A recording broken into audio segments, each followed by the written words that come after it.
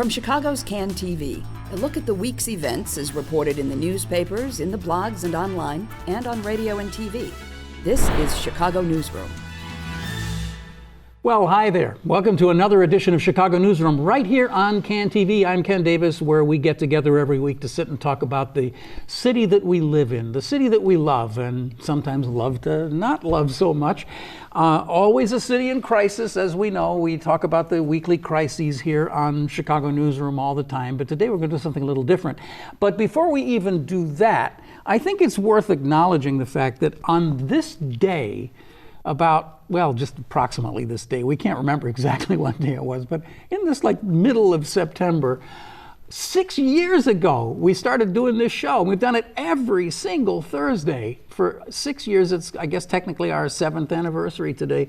And it's something that I really want to acknowledge because we have had such a great time here growing the show with Can TV and with all the good folks at Can TV who have just been amazing and really encouraging the show to grow and throwing things at us, resources at us. And I just really appreciate it, and a lot of incredibly talented people who work here. We never say that. We never give a chance to say that and say thanks to everybody. So thanks to everybody. We're going to move on. As I said, we've got schools in crisis. We've got police in crisis. We've got everything in crisis, and as of yesterday, we've got another bill on our water and sewer bills that's going to be added to it. But today, I thought this was a good time to just kind of pull back a little bit, jump in the old metaphorical helicopter, and take a ride up above the city and take a look at who we are, where we came from, what's our demography, what are we planning to do in the future if we're planning to do anything at all. And the guy I wanted to turn to for this is Daniel Kay Hertz. Thanks for having me. You're welcome. Daniel Kay Hertz is many things. You now work for Center for Tax and Budget Accountability. I do. And I'm jealous of the fact that he once was a planner over at the CTA, and you've done a lot. For a summer, yeah. Yeah, but you've done a lot of very interesting things having to do with the planning for the future of our city. And you also are the host and proprietor of City Notes, which is one of my favorite blogs.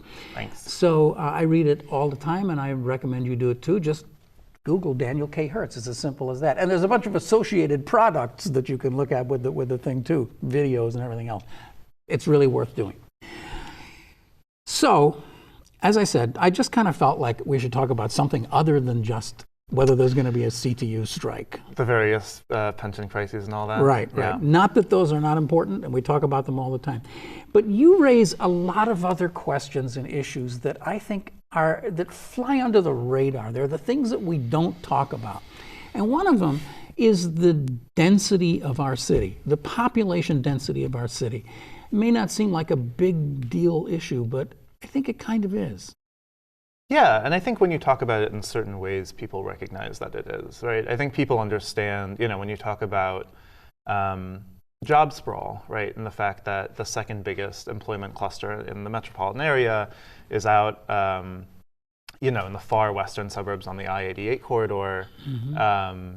And, if you're somebody in Roseland or Auburn Gresham, let alone, or even further in a more central area in the city, it's just incredibly difficult to get to those places. Yeah. Certainly if you don't have a car. And even worse if you do have a car. And even if it's going to take 2 hours to get there anyway. Yeah. Right. So I think if you talk about sort of this, the spatial mismatch between jobs and people understand that that's a big problem. But that really it's a density problem, right? Mm-hmm. It's the fact that we have dramatically expanded since about 1950. 1940, the region has expanded in geographic space way, way, way faster than we've expanded in terms of people. Mm-hmm. And so, and we haven't planned for equitable or efficient transportation to get people around the region. And so, yeah, people are hurting because of that. That is, I just can't emphasize enough how important that is and how little we pay attention to that. Our region has grown at a pace that exceeds the population. It wasn't driven by the fact that we have these thousands and hundreds of thousands of people coming in. It was driven by a number of social reasons, really, more than anything, right? The need, the perceived need to get out of the city because the city is dangerous or however you perceive it. Yeah, I mean, Chicago, like lots of other regions, has sort of had this cycle of investment and disinvestment, and the investment side has been, up until certainly the last 20 years, but even during the last 20 years, really, really heavily focused on the suburban periphery and on building new subdivisions. It gets more notice when a high-rise goes up because there's already people around to see it, but the fact is that for the last several generations, we've been building the vast majority of our housing on the periphery over and over again, sort of leapfrogging. And as population growth has actually slowed over the last generation or so, that's become an even bigger problem, because it's one thing if, we're growing inefficiently. It's another thing if we're not really growing, but we're building more and more and more space, 60 miles away from downtown anyway. I mean, and that, at that point, and other places, Cleveland, Detroit, have been in this situation for a long time where, population is stagnant or even down, but they're taking up more and more land. And what that means necessarily is you're throwing away housing and throwing away neighborhoods, usually in the core, now increasingly in the inner suburbs even. That kind of throwaway mentality kind of oozes out from the center. So you have these inner ring suburbs that are facing what inner city neighborhoods were facing 10 to 20 years ago. Yeah, absolutely. And unlike in 1950, a planner could look at much of the city and say this is overcrowded, and they would be right that the number of people we were fitting into apartments and homes was really, really high. And so to some extent, maybe spreading out a little bit, you could have argued that made some sense. But that really hasn't been true for a while. And Chicago had the luxury because it's just nothing out there but cornfields. Sure, so right. Could, but that hasn't been true for a long time. At this point, it's not about decrowding. It's just sprawl. It's just sprawl. It's sprawl for the sake of sprawl. One of the most remarkable interviews I ever remember doing was about maybe 25 or 30 years ago when I was back on the radio with a guy who had written a book, and the name just escaped me as I started to talk about it. But anyway, essentially what he was saying is that in every city in the United States, there is a place, a mega cities or something. Anyway, there are these mega centers that are replacing the cities that Edge City. That was it, Edge City, yeah. Yeah. And we were told that by this time, essentially Woodfield Mall would have morphed into City Hall and would be the cultural and political center of everything Chicago, that every business decision would be made in Schaumburg, and that Route 53 and the Northwest Tollway would be the epicenter of the new state in the state in Madison, right? Yeah. And that'll happen by about 2010 or something, right? Yeah. Well, it didn't work out that way, and it's for a lot of reasons, but I think the thing that is most important about it is that we never had the population to drive that energy. So you ended up with the city emptying out and people looking back with nostalgia and saying, wow, maybe it would be cooler to live near the lake or something like that. I mean, it's such an interesting thing to look at over a 30, 40, 50-year perspective. Yeah, well, and we didn't have, if the Washington Post actually just today published these really great maps showing basically urbanized area in a bunch of different metro regions from This is today? Today, I think. Good. I don't know about this. From 1940 to today. And one thing that you notice if you look at the 1950 map for Chicago, say, it's not just that the suburbs are, in terms of geographic area, a quarter as big as they are now, if that. It's that they're concentrated along these little fingers. It's like you see the city, and then you see these fingers of development out into the suburbs. And of course, those are along what are now the metro lines, right? Because that's how people got to downtown before there were all the highways.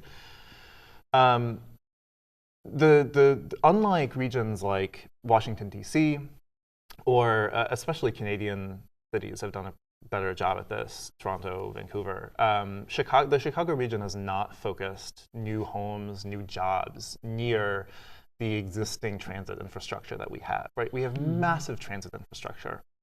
a dozen metro lines, 400 and some stations, just something that other cities would kill for, right? And we have, in many ways, just thrown it away by directing development for 60 years away from all of those stations. So the I-80 corridor, right? Tons of jobs there. It's literally smack dab in between two lines, so that you couldn't get there from either one. Right.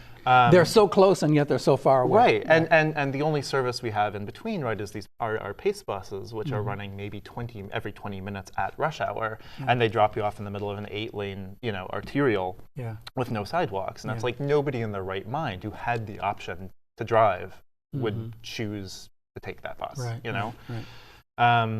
So, and of course, at the same time, when you look back at that 1950 is a perfect sort of demarcation point, because already we were starting to tear down thousands and thousands of buildings to start building the expressway system. So what we did was we built another finger system that isn't exactly parallel to the rail system, but it's a different system. And it was the one that everybody gravitated to. So then you start building out these new nodes along the highway, right? I mean, that's where Schaumburg comes from in a way. And just to pick on Schaumburg again. Poor Schaumburg. Poor Schaumburg. They don't deserve what they get, but hey, they chose to be the poster people. So and I mean, to mention the Eisenhower, BEZ did that amazing piece, Curious City, on the destruction caused by the construction of the Eisenhower. And that's, just as sort of an aside, the level of displacement and destruction that happened as a result of those projects, I don't think people still really don't understand. Or many people don't, I should say. I was reading, for a report at one point, I was reading this, it was from the late 50s. The Chicago NAACP had a report on the effect of displacement on Black Chicagoans, and I think the number was that over this 8-year period in the 1950s, 1 out of every 9 Black households had their home taken from them by the government for some sort of urban renewal. I mean, that is, we talk about Cabrini Green and all, and obviously that is, huge scale stuff, but this is, almost unthinkable, the level of displacement that was caused by them. And it was done on the assumption that everybody would drive, right? And that assumption is remarkable today. We're in a city where the census numbers that came out today showed that under 50% of Chicagoans commute driving alone to work.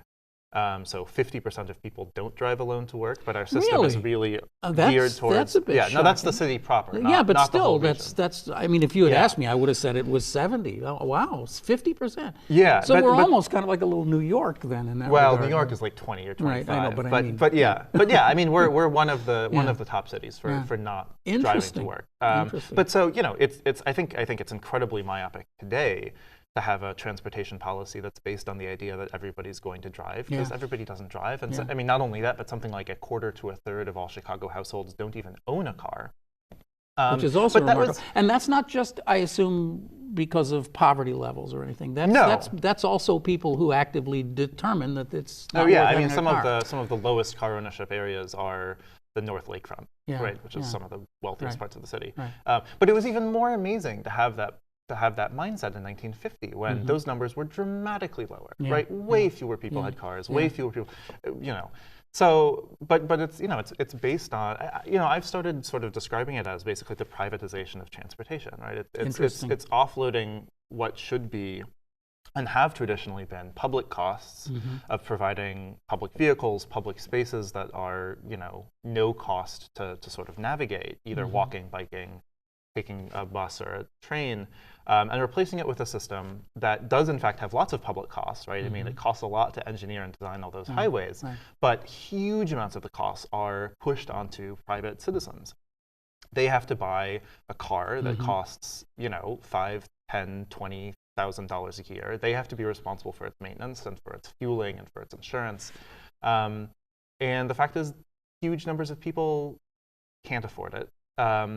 And some of those people don't have cars, and so they're sort of stuck with way less mobility than they should have.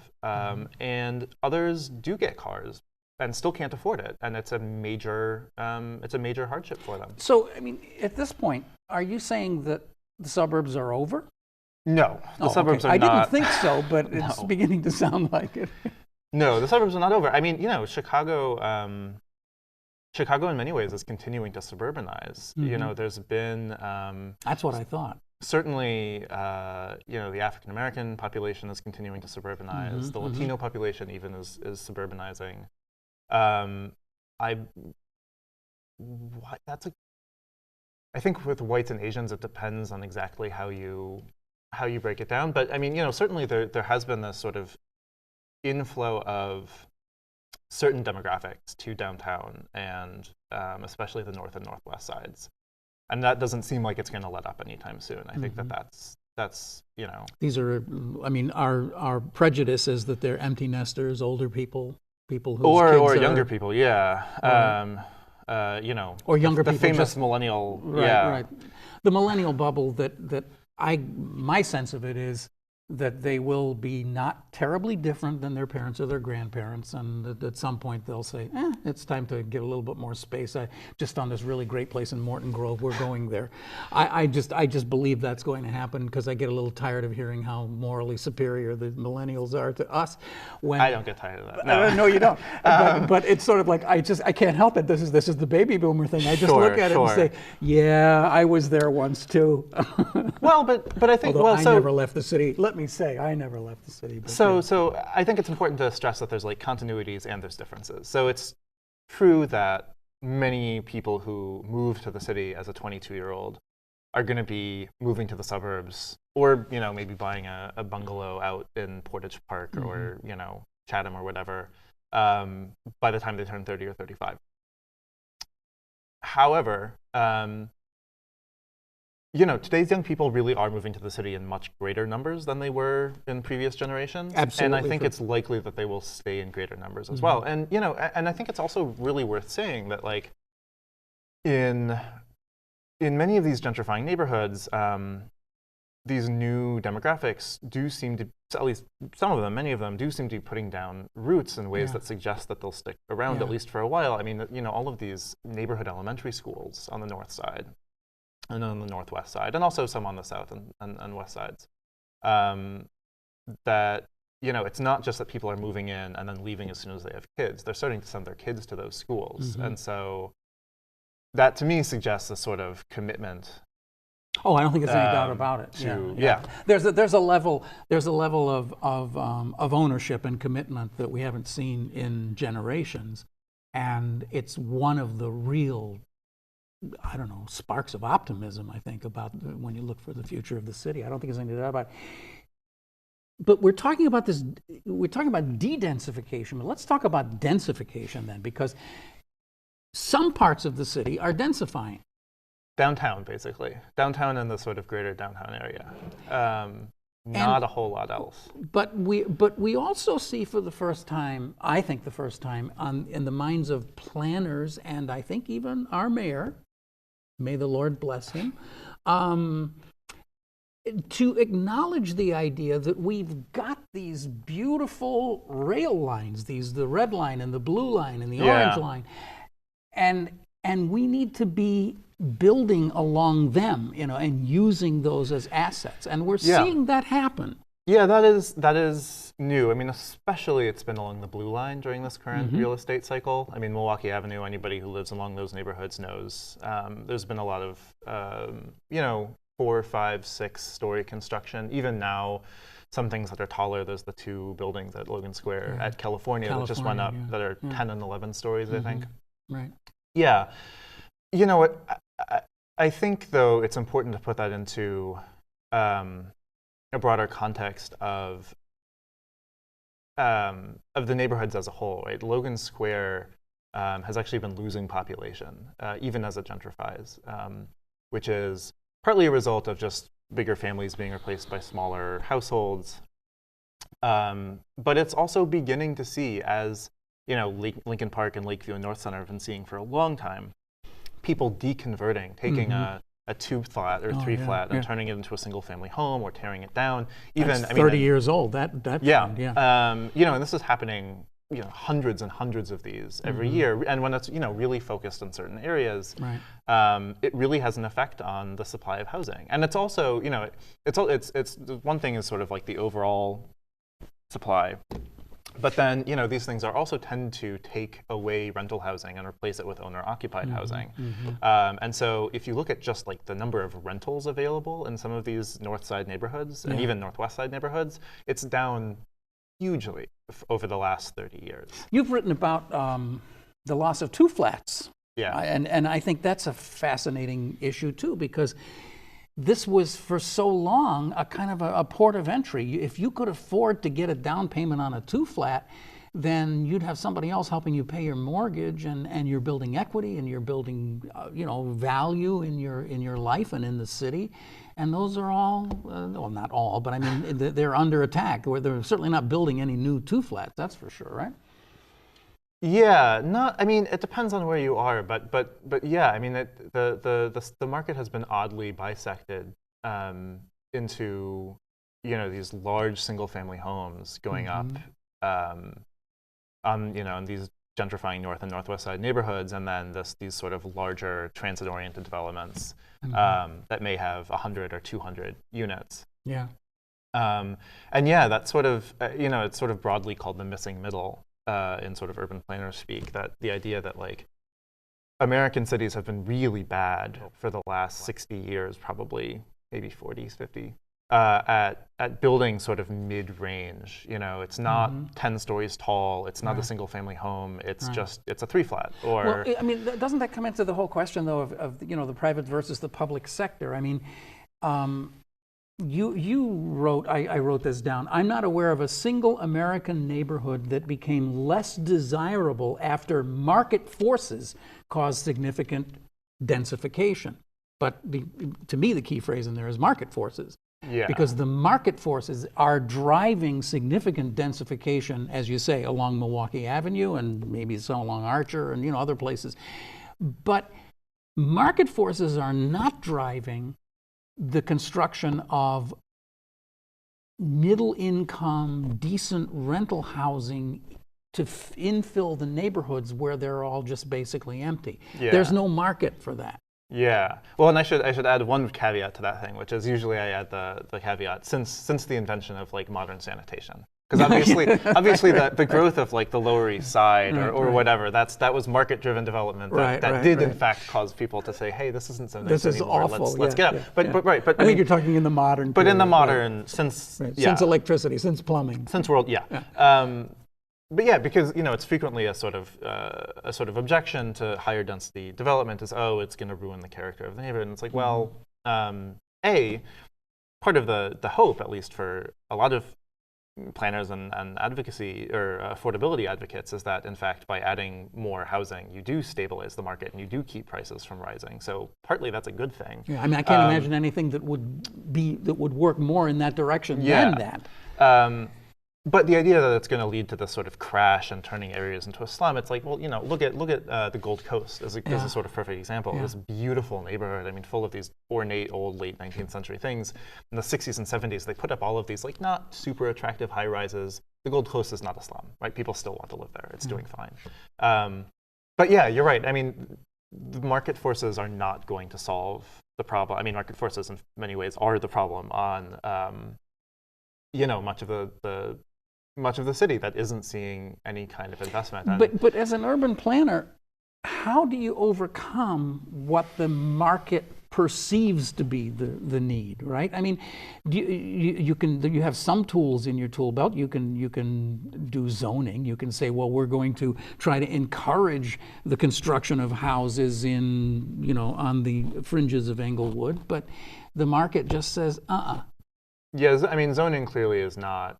Some of the highest zones areas in the city actually, ironically, are in parts of the south side. So it's not, the problem is not that like the ceiling is too low on allowed density. Not like you can't just build that, something. People aren't doing it. Yeah, I mean, this is getting into.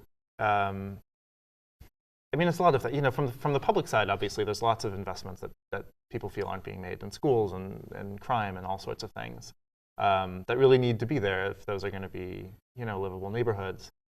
or more livable neighborhoods. But now I'm forgetting my train of thought. It's okay. we're both sort of like plowing into the weeds here, but the issue is the thing about whether or not the city, a city, can truly incentivize the things that it feels it needs when you're dealing with something that big. Right. So this is right. This was what I was gonna say. The problem on the South and West sides, really at the heart, is racism and segregation. I mean that's really it. Right. It's not the only problem, right? It's a complicated thing. There's lots of things, deindustrialization and all of that. But like, the reason that there can be a neighborhood 20 minutes from downtown Chicago with a flatlining real estate market is racism, and that's it. And there's nothing else. Piles and piles and piles. And shame on us for getting 28 minutes into the show without raising that issue, because it really is.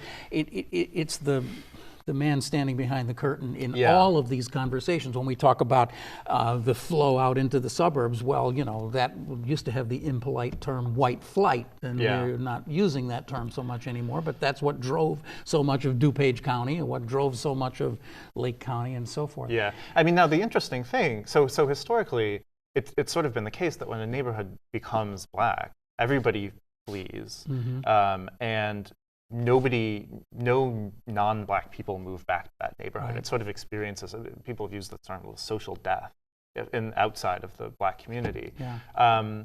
What's interesting is that since 2000 or so, there is some evidence that I've written about that that's beginning to change just a little bit on the margins. And so in places like northern Bronzeville, Woodlawn, Kenwood, even parts of northern Garfield Park and Austin, you're starting to see non-black people move into black neighborhoods in what's really for the first time in the city's history.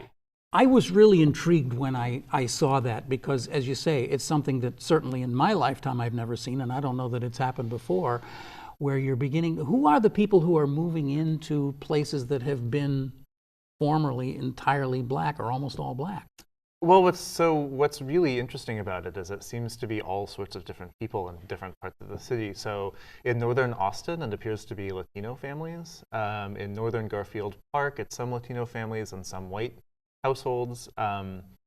In northern Bronzeville, it's actually mostly Asian Americans who are moving in. And then in Kenwood and Woodlawn, it sort of seems like it's spilling over from Hyde Park, and so it's mostly white households. I mean, in general, the rule seems to be it's like whatever ethnicity borders that neighborhood adjacent is sort of starting to bleed over. But and I should be really clear. This is in most places. Northern Bronzeville is maybe the exception. In most places, we're talking 2, 5, maybe 10 percentage points. But even 2 percentage points is an interesting sociological. When the census tract has been 98% black for 30 years, and all of a sudden it's now 92% black. It's like, what's going on? And I mean, the real big question is this going to continue? And if it does continue, then maybe or even accelerate. And if it does, then that portends some potentially pretty major shifts. And a lot of political discussion too. Yeah, it'll be a very big political issue, that's for sure. I was just really taken aback by I think you said something about one of the biggest trends going under the radar nobody's noticing is we always politely say Asian, but in this case Chinese population. They're kind of distributing out of Chinatown. I'm assuming that this is like second and third generation folks, right? It's the kids growing up and saying, well, we don't want to live in Chinatown. Can't we just move a few blocks down Archer or something? And is that what it is? I don't really know. I'm sure a lot of it is that. But the Chinese American population, and Asian American population in general, in the Chicago area is the fastest growing racial group in the city. Interesting. And so I think it's that, but it's also people, it's new immigrants, it's all sorts of people. But yeah, I mean, it really has exploded down Archer Avenue from Chinatown and over into northern Bronzeville, like I was saying. But it's, it's also gone up into what I didn't cover in that piece. It's also going up into the West Loop, into the Northwest Side. These gentrifying neighborhoods, places like, Ukrainian Village and Logan Square. The focus is on new white people when we talk about racial transition, but in fact these areas also have massively growing Asian American populations as well. But the Southwest Side, I think, is particularly interesting because it's kind of in demographic trouble. I mean, and I think this part is floated under the radar too, is that historically the Southwest Side it's been a very immigrant heavy section, right? Originally it was Eastern Europeans, then they sort of generation by generation moved down Archer into the suburbs. Now it's largely Mexican Americans, and they're kind of doing the same thing. And they're moving down right? Archer Where to the suburbs. They're moving down Archer into the suburbs. Right. And so places like, this isn't off Archer, but Pilsen in the 2000s lost 10,000 Latino households. Is that that's the number, huh? 10, many people, 10,000 Latinos, not households, people. And, I've heard a lot of people attribute that to gentrification, and that may be a little bit true, but it only gained 800 white people. Right? That's so interesting. this does not seem mostly to be about people, at least during the 2000s being pushed out. It really is following the pattern of basically every other immigrant group just sort of moving along down. It's interesting, again, because we touched on race a minute ago, but these conversations tend to be so white focused that we think of, like you say, oh yes, Logan Square is growing because there's a lot of young white people living there. But what's really going on is that the exact same thing that was going on in 1950 is going on today. Black people are moving out of the city when they can, or well, I shouldn't say that, that's too broad a statement, but a large number of black people who are living in substandard housing and in conditions that they don't favor are finding that life is better in some suburbs in the South and Southwest, and so they're moving out that way. Latinos are moving out to Carpentersville and God knows where else. I mean, because they can, because they're the second generation, they got a little bit of money. It's the same old story, right? Yeah. I think so that as you say, the suburbs are not over. The suburbs are just changing like everything else. Yeah, and the diversification of the suburbs. People have talked about this, but it is it's really wild. So I was born at the tail end of the 80s, and I guess I grew up in the 90s in the city, thinking of the suburbs as this like all white, and in 1980 that was true. I look at some of these numbers and it's shocking. I mean, just huge swaths of the suburbs, 98% white. There are still some places like that, but really not that many. Yeah, I my work takes me through Skokie very often, and I am fascinated by what I think is what seems to be a huge shift going on in Skokie, because it was one of those 98% kind of suburbs, and that generation is passing away, and there's a lot of very good but sort of medium quality housing there, and it's perfect for like a next generation immigrant to move into. Yeah, and this doesn't have to be necessarily a bad thing, right? I mean, not at all. If people are finding that they have, they can get a slightly bigger house, or they can get a slightly bigger yard, or they like the school system better, or whatever, then it's great that people have the opportunity to do that. The problem would be if this is sort of the beginning of resegregation in the suburbs, and if in some places we've already seen that, right? So Pete Saunders, who's another urban planner who's written about the south suburbs and the sort of movement of black Chicagoans into the south suburbs and then further south, and those suburbs, many of them that have looks like become history repeating itself completely. I mean, it's white flight from 1960s Woodlawn all over again. It's just complete resegregation, complete disinvestment, and at that point they don't have they're not part of this larger unit of Chicago, and so they only have, if you only have Harvey's tax base, that's really hard to do much with. Well, that's I mean, I think that's but you want to talk about your poster child, like what do they have, 5,000 residents or something, and it's and the tax base is almost zero. There's no industry. I mean, you're just setting yourself up for intense failure there.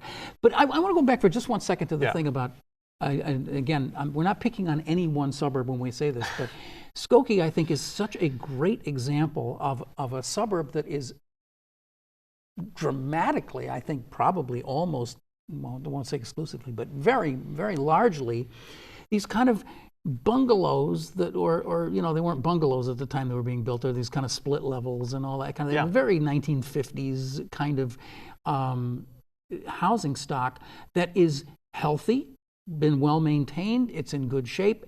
It's not the kind of thing that your tech guru coming into Chicago to work at Google is going to want to live in, but there are thousands and thousands and thousands of people who would aspire to that kind of housing. And it's a good thing. It's a good thing that we're seeing that kind of motion, that kind of movement, except for what you're talking about, which is the racism that pervades this whole conversation. Yeah, but from a planning perspective, I mean, you know, I think Chicago and even much of Cook County should make more of the fact that, you know, our region is actually really good at doing sort of high density single family home neighborhoods. You know, we have the bungalow neighborhoods, but we also have these post-war split level where we can easily get to a level of density that can support neighborhood retail streets, that can support good bus service. And then, you know, and then we have this network of commuter rail lines. And so, you know, I would love to see, and Pace is actually starting to look at this, the suburban bus agency, creating what they're calling arterial rapid transit. Really, it's just sort of enhanced buses in suburban Cook County. It's a really, it's low-hanging fruit from a transportation perspective, because you have these, you know, not super dense, but like reasonably dense areas that could be sort of reconfigured and rejiggered. Like, I don't know, Ogden Avenue out along in Lombard. Sure, or think like about that, like Berwyn. Major thoroughfares, right. Think about Berwyn, think about Roosevelt Road. Melrose Park. Right. Any of these places. Absolutely. Lake Street, You know, Skokie. All of these places that should be, you know, you can have a house, you can have a yard, but you should you know, if we were doing it right, you should also be in a neighborhood where you can walk to some jobs, retail, and if nothing else, it could link you to the nearest node on Metra or whatever. So if you had a way to scoop into Metra, then you could be talking something really serious here. But it takes money. It takes, you know, it takes political will, right? It takes all those things that we've never seen before, but maybe we're at that point now where necessity is at the doorstep, and it's time to do something about that. I don't know. You've kind of backed us into the conversation that I really wanted to have all along, which is the conversation about transportation, because we're both kind of transit geeks.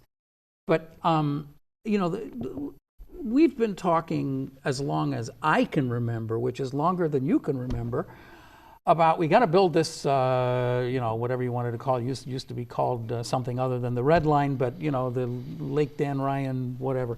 We got to build that line all the way out to 130th Street. And I think every mayor and every transit chief that we've ever had has said, yes, that's on my list. We're going to build that. And then, you know, it just never gets done because it's expensive. And I think there's a general sense that it really wouldn't help the economy of the city very much to build it.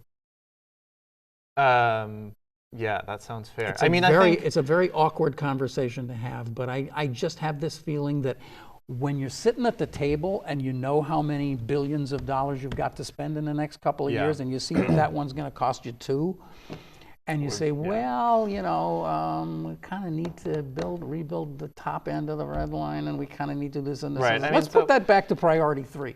Right. I mean, so the CTA has been in rebuilding mode, or at least the L has been in rebuilding mode for the last 20 years, which was necessary, right? I mean, so we completely rebuilt the Green Line, the Pink Line, the Brown Line stations, the Red Line South was completely rebuilt. Now we're doing the Red Line North and talking about the Blue Line on the west side. So may I stop this conversation right here, stop this conversation dead, to say that those investments have proven that investments like that work.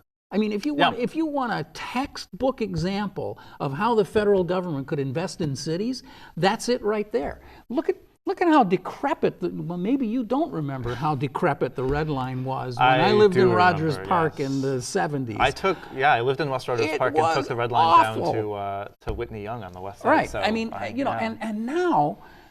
Okay, all right. Look, you're a couple of transit geeks here. I'm sorry if this, you know, you just put up with us for a second here. You can ride that red line and you can think you're in London or New York. I mean, it's that good, you know. Yeah. With the new cars, I know everybody hates the way the cars are oriented, but I think these they're are, mostly over it. from a very technical point of view, they're AC motor driven. They are Yeah. much faster and cleaner. They accelerate better. The tracks have been replaced. Many of the stations have been replaced. It is humming. And L many ridership days. is way up. L Way up, ridership as is it up, should be. 50% over And the last why is 10, that? 15 years. Oh, Daniel Kay Hertz, because somebody put money into it. Money and land use. We've And put land way use. more Right. stuff, mostly downtown, but still that's really accessible by transit, and so people use So transit we to get talked there. before about how it's hard to attract the private development. Well, the private development goes where they see assets. Yeah. So there's an asset, they're gonna take it. So to go back to the Sorry. 130th Street extension. But I digress. To go back to the Red Line extension, I mean, I think it's really clear that part of the city needs better transit service. Yes. And that probably means rail. What I would say though, and I think you're right that the cost of the Red Line extension is really it's huge. And while the CTA is trying to rebuild all of these other lines, it's that's hard to do. But so I also have this little project called the Chicago Dispatch where I do some interviews and stuff. And one of the recent interviews I had was this guy Sandy Johnston, who was writing about the history of the Metro Electric line. Very interesting. Which runs, there's a couple branches. One of them, I think the most famous one, if you don't live near it, goes down through Hyde Park and into South Shore. And there's been campaigns. Starts at Millennium Park. And there's been campaigns around turning that into a rapid transit line, or really returning it to rapid transit service. That was basically, it was never part of the L technically, but it was basically an L line in the mid-century, and then sort of fell into what it is now, which is service every hour instead of every 10 minutes or so. But there's the main line actually goes basically right through the area that the Red Line extension would go. So there's already tracks there. There's already stations every half mile. All that's missing is service, so having a train every 10 minutes instead of every hour, and fare collection, coordination, right? yeah, So yeah. right now, if you live down there and you have your CTA pass, you can't use that on Metra, and so you're going to have to pay an extra, I don't know, whatever it is, $3.50. If we were to, that's purely a management issue, right? It's not even construction. It's issue. not. You don't need to do any construction. You just need to maybe put up some CTA fare boxes, and then convince Metra to let that be operated, seamlessly with the CTA, and you have rapid rail transit service through that area without having to go begging the federal government for a couple $2 billion. That to me seems. It's inexplicable to me that no Chicago mayor has made this their baby, because talk about transforming transit access on the south side. You could practically double the number of effectively L stops without building a single new station. Yeah, I mean, it's interesting how the Red Line and then the Green Line, when you get past, south of Hyde Park and so forth, that they come very close to one another. I mean, they're within, a mile or something, aren't they? I haven't figured it out, but it's close enough that you could build some connector tracks, and you could maybe even run Red Line trains down that line. Throw in a third rail, and you're okay. Yeah. Getting too geeky here, but yes, these things are doable, and I am so happy to see that they are. And this is one of these occasions where I have the opportunity to say that I think we have the most transit-oriented mayor that we've had in a long time. I think Rahm Emanuel gets it. Maybe you don't agree with that, but it sure feels that way to me. We've really been investing in new rolling stock and everything else. And to me, I think the L system is healthier than I've ever seen it. Yeah, and I would be remiss if I did not add onto this that the bus system is not healthier than I have ever seen Which, it. of course, than you have ever seen it, certainly. that's right. So as the L ridership has been really, really increasing quite rapidly, bus ridership has been flat to declining. And actually, recently, Yona Freemark, who's a transportation writer, he actually used to work for the Metro Planning Council, just left to do something else. To do something else. But anyway, he put together this really beautiful transit database that shows service levels. And of the 10 of the largest transit providers in the country, the CTA has cut, or the Chicago area has cut bus service more than any of the others since 2000. Eliminated service. Has eliminated service. Wow. Has made less buses come less frequently. In some cases, some entire lines have been cut. And that, if you look at systems across the nation, there's a very clear correlation between how much service do you run and how much do people ride it. Because if the bus comes every 20 minutes instead of every 10, there's a bunch of people who are going to say, that's not reliable enough for me to get to work or to pick up my kid from school. But aren't there other factors too? I mean, just the fact that traffic is so screwed up on all of our arterials that it takes longer to get from one point to another. It's just not a pleasant experience. That may be part of it. Yeah. Now, I will say, on the flip side, the new CTA president, Dorval Carter, has explicitly made improving the bus network one of his goals. He's a bus guy. Yeah, and I think that's incredibly encouraging. And the CTA is doing some cool stuff. So there's Loop Link, which is the sort of busway that was built between the West Loop commuter rail stations on the east side of the loop, so people can get across. I wouldn't give that like an A+. But I've been on the bus lanes and certainly have seen it move past traffic faster than it would have otherwise. They're just beginning, on Monday, they're actually beginning to pilot off-board fare collection. So just like you do in the train station, you would tap your card when you get to the station, and then you just walk on the bus when it arrives. I think anybody who's taken a bus in Chicago probably has had the experience, certainly at rush hour, of waiting for literally 25 people each to tap, and you can go through 3 late cycles like that. We have the old guy thing. Even that's better than it used to be when people would be running through their purse to find a quarter to put in there. Yeah, but anyway, yeah. So, all right. So we're seeing some improvement there. There was a flurry of interest a while back about building a rapid bus line down Ashland Avenue.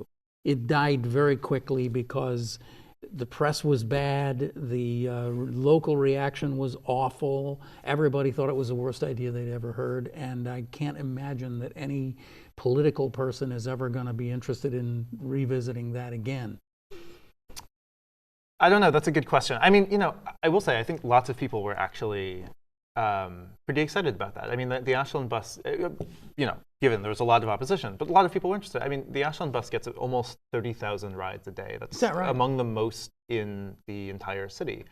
Along the Ashland corridor, I think the Metro Planning Council did some data, something, again, a quarter to a third of households don't even own cars.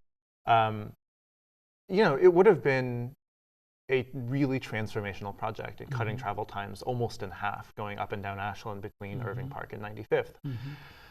I mean, the rollout didn't go so hot. Well, it's interesting because it was kind of a weird replay of the downtown connector thing that Mayor Daley tried, the Streeterville connection, connect the train stations to the Hancock Center and all that. And it seems like a good idea, and then everybody starts piling on about all the reasons why it won't work, and then you just end up giving up. And I've always thought that if there were just some kind of like a cosmic pause button that you could hit and just stop the world for about 6 months and then build this thing and then hit the play button again, people wouldn't even believe that they were opposed to it. They would I tend to think if Ashland BRT existed and we were proposing to rip it out, I think you would see the exact same response, which is, oh my God, how could you possibly think of it? Right. I think maybe what that shows though is that the idea that American cities have been thinking about improving bus infrastructure in terms of these huge marquee projects, all these bus rapid transit things, where we totally transform one line into something completely different, right? And maybe that's the wrong approach, right? Maybe the right approach is, hey, look, we have this basket of tools that we know make buses better, right? Dedicated lanes, prepaid boarding, transponders that keep red lights green for an extra 5 seconds so the bus can get through. Looking at consolidating stops where that makes sense. We know all these ways to improve the system, let's deploy the ones we can deploy where we can deploy them. And there's a sort of joke in the like super transit nerd world that what America calls bus rapid transit, other parts of the world just call the bus.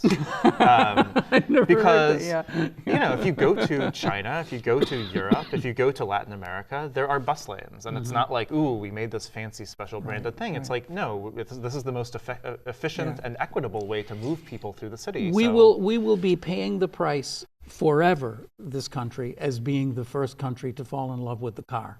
I mean, that's the legacy that it leaves us, is that we built all this stuff, like you said, and we can't unbuild it. And other cities that developed a little bit later, even 20 years after we did, they didn't have that problem. And it's a real issue for us. And I don't know what happens to that. I got to say that the downtown busway thing. You say you wouldn't give it an A. I barely would give it a C. I mean, it's such a ridiculous compromise. It was like it's this elephant built by a committee. I mean, it doesn't really succeed at anything because it had to bend to so many requirements for everything else. And I just don't know how. You actually made an interesting statement. I think it was you I read the other day about Atlanta built this rail, like a light rail thing, right? And it's getting like 200-300 people riding it a day or something because it may be a rail system, but it's still in the middle of the road and it's still got to wait for people to turn left in front of it and stuff. Yeah. What's the point? Yeah. Now, I mean, in counter to that, so I think one thing when they do start enacting prepaid boarding, which they're piloting this Monday. That should make a big difference. That was one of the biggest compromises that they had to make, and it'd be good So to hopefully see they can deploy that to all the stations, and hopefully they can deploy that to bus stops outside of Loop Link as well. You're right. The compromise, especially the compromise of cars turning right, being able to cross the bus lane, that's been a problem in a lot of places. But these are not. The Loop Link is not the Atlanta streetcar. While the Atlanta streetcar is getting a couple hundred riders a day, just one station where they're piloting the off-board fare collection gets 2,300 boardings a day. Wow. So this is, we're talking that's comparable to L stations in lots of the city. So the fact is that 900,000 people a day, or there's about 900,000 rides given every day on CTA buses, which is still more than the L, despite sort of closing that gap for many years. Buses remain a really, really key part of the transportation network here, and important to invest in. And I think it's also interesting that it's a good thing that the city has been investing more and more in their rolling stock, and the newer buses are very, I would say, pleasant. They're brightly lit. They are very bright. They feel safe. That's an improvement too. And the final thing is, of course, it's just impossible to talk about extending any subways anymore. That's just off the table, right? No, I wish, right. Because that was the thing that came up over and over again with the Ashland BRT was like, well, why don't you just build a subway under Ashland Avenue? What a perfect place for a subway. I mean, the reason you started at 95th Street or something, and you ended up at the Evanston border. You could even, right, yeah. And then the Evanston people start begging you to run it under our streets too. It's just like right, and the reason, and there's a one-sentence reason, which is subways cost $1 billion a mile. $1 billion a mile. It's a 16-mile project. You're talking $16 billion. The city does not have anything close to that amount of money to do. But other cities Neither are building. Does the federal government. Los Angeles is building subways. Los Angeles went to the ballot box and had a referendum in favor of a dedicated sales tax for funding transit infrastructure. They were able to borrow against that revenue, get federal matching funds, and they're building a ton. California does everything better than we do, but what can I say? Go that far. One of the things that I just this is it. I'm out of stuff.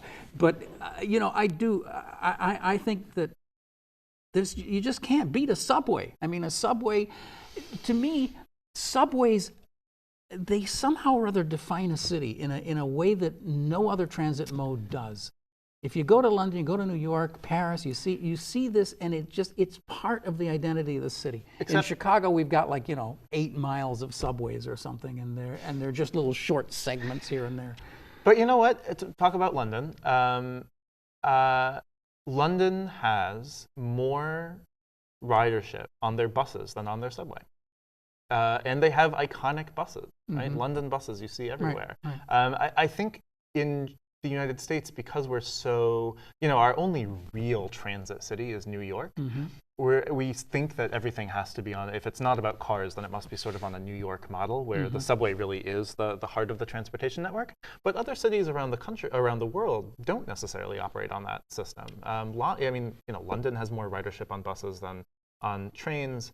Certainly if you go into Latin America, if you look at like Mexico City, there is an extensive subway, but they're also really rapidly building out a bus rapid transit system.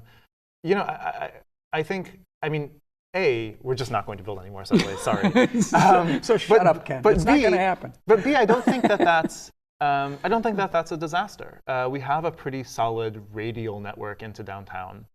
What we need to do is we need to fill in the grid. What we need to do is really restore the grid of service that we had relatively recently, but that's been sort of slowly disinvested in. I guess it's not so much that I'm kind of half joking when I say we should just throw a subway under Ashland Avenue. I understand. Hey, if there was one, great. We'd all take it every day. But to me, it's like we gave up after 64 or something when we built that little subway under Logan Square on the Blue Line. Yeah, that was a great investment. It did a lot of good. Well, and I believe that's also about federal stuff. There was a sort of surge under the Great Society. There was a surge in federal funding. So, but the DC Metro. What I think is that in a city like Chicago, little short bits of subway could be really helpful in a lot of places. Yeah. You could get out west. You could escape the city and get out into, even if it's a bus subway. I don't care if there's trains running in it, but just the idea that we could do this all day, and we cannot do it all day. You've got to get to work, and so do I. We've just blown off an entire hour of these people's time. You know that? An entire hour. Very irresponsible. It is. It's totally irresponsible, and we apologize for taking so much of your time. I thought this was a real interesting conversation, and I hope you did too, and I hope that you'll come back for more of them. I want to thank Daniel Kay Hertz, who is the author, proprietor, and the genius behind City Notes and all of the associated products, which you can see if you just go to citynotes.com. No, it's not even. It's just a blog. It's just right? DanielKayHertz.com. It's just Daniel Kay. So just Google Daniel Kay Hertz. We'll be back next week with the first show of our 7th year here on CAN TV, and I'm very happy to say that we're planning on being here next week, so I hope you'll be here too.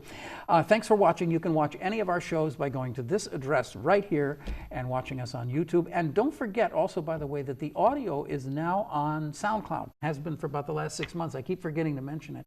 But you can listen to our show while you go for a little walk or while you're riding the subway or the bus. Thanks for watching. Ken Davis, see you next week. Bye-bye.